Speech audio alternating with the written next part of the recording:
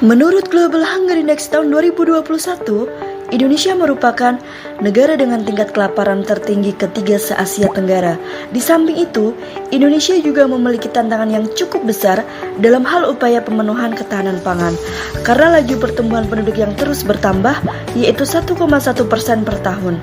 Tingginya tingkat kelaparan berdampak besar pada aspek kesehatan di Indonesia. Salah satunya prevalensi stunting saat ini masih berada pada angka 24,4% atau 5,33 juta balita. Presiden Joko Widodo menegaskan komitmen pemerintah Indonesia untuk meningkatkan ketahanan pangan nasional dalam menghadapi ancaman krisis pangan global. Oleh karena itu, desa harus segera bersiap melaksanakan langkah-langkah pencegahan krisis pangan. Kementerian Desa, Pembangunan Daerah Tertinggal dan Transmigrasi memiliki upaya untuk mewujudkan ketahanan pangan di desa sesuai dengan kebutuhan dan kemampuan desa. Adapun rekomendasi kegiatan ketahanan pangan di desa tercantum dalam keputusan Menteri Desa PDTT nomor 82 tahun 2022 tentang pedoman ketahanan pangan di desa. Program ketahanan pangan di desa berdasarkan indikator keberhasilan dalam mewujudkan ketahanan pangan di desa terdiri dari 3 aspek, yaitu ketersediaan pangan di desa, keterjangkauan pangan di desa, dan pemanfaatan pangan di desa. Untuk mewujudkan ketersediaan pangan di desa terdiri dari 4 cara, yaitu ketersediaan pangan dari hasil produksi masyarakat desa, ketersediaan pangan dari lumbung pangan desa, ketersediaan data dan informasi mengenai hasil produksi dan lumbung pangan desa, dan ketersediaan pangan yang beragam, bergizi, seimbang, dan berbasis potensi sumber daya lokal. Ketersediaan pangan dari hasil produksi masyarakat desa dapat dilakukan dengan cara yang pertama, pemanfaatan tanah kas desa sebagai lahan pertanian, peternakan, perikanan, perkebunan, atau kegiatan pengembangan pangan lainnya. Yang kedua, peningkatan ketersediaan dan akses benih dan bibit tanaman, ternak, serta ikan. Yang ketiga, pengembangan pertanian keluarga, pekarangan pangan lestari, hidroponik, atau bioponik. Yang keempat, pengembangan pakan ternak alternatif. Dan yang kelima, pengadaan alat-alat teknologi tepat guna pengolahan pasca panen. Ketersediaan pangan dari lumbung pangan desa dapat dilakukan dengan cara yang pertama, pembangunan, pengembangan, dan pengelolaan lumbung desa. Yang kedua, pembangunan dan pemeliharaan infrastruktur pendukung lumbung pangan desa.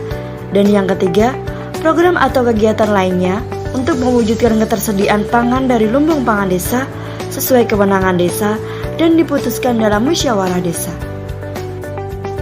Ketersediaan data dan informasi mengenai hasil produksi dan lumbung pangan desa dapat dilakukan dengan cara yang pertama, pendataan potensi dan sumber daya pangan desa.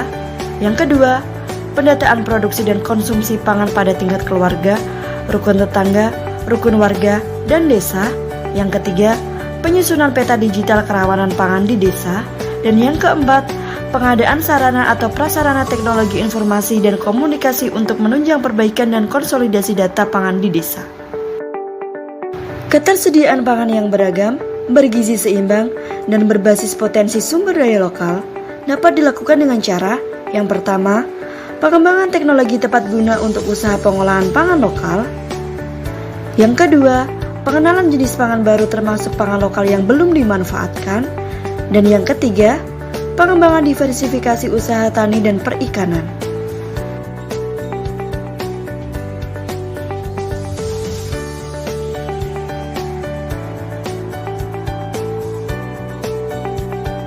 Untuk mewujudkan keterjangkauan pangan di desa, terdiri dari 2 cara, yaitu yang pertama, kelancaran distribusi dan pemasaran pangan di desa, dan yang kedua, ketersediaan bantuan pangan bagi masyarakat miskin, rawan pangan dan gizi, maupun dalam keadaan darurat.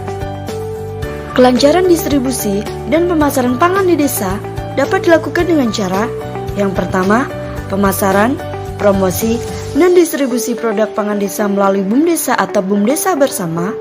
Yang kedua, fasilitasi BUMDesa atau BUMDesa bersama dan lembaga ekonomi lainnya dalam peran sebagai agregator untuk membeli komoditas desa dan dijual kembali di pasar yang lebih luas. Yang ketiga, penguatan usaha mikro, kecil, dan menengah di bidang pangan. Dan yang keempat, pengembangan industri pangan yang berbasis pangan lokal. Ketersediaan bantuan pangan bagi masyarakat miskin, rawan pangan dan gizi, maupun dalam keadaan darurat dapat dilakukan dengan cara yang pertama, pemberian bantuan makanan tambahan bergizi bagi lansia.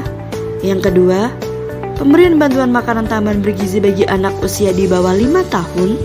Dan yang ketiga, pemberian bantuan bahan pangan bagi warga masyarakat miskin, rawan pangan dan gizi, maupun dalam keadaan darurat.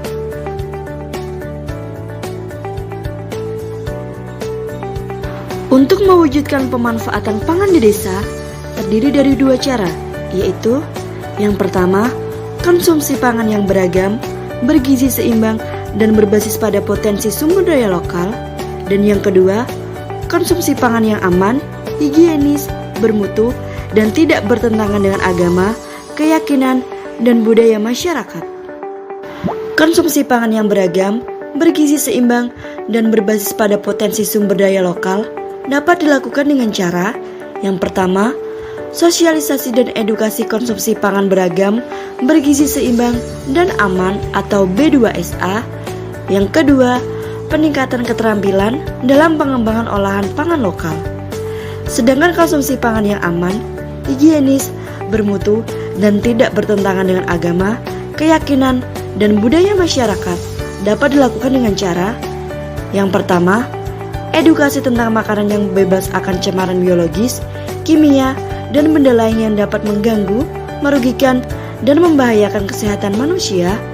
Dan yang kedua, sosialisasi keamanan pangan terhadap petani, nelayan, pembudidaya ikan, dan pelaku usaha pangan.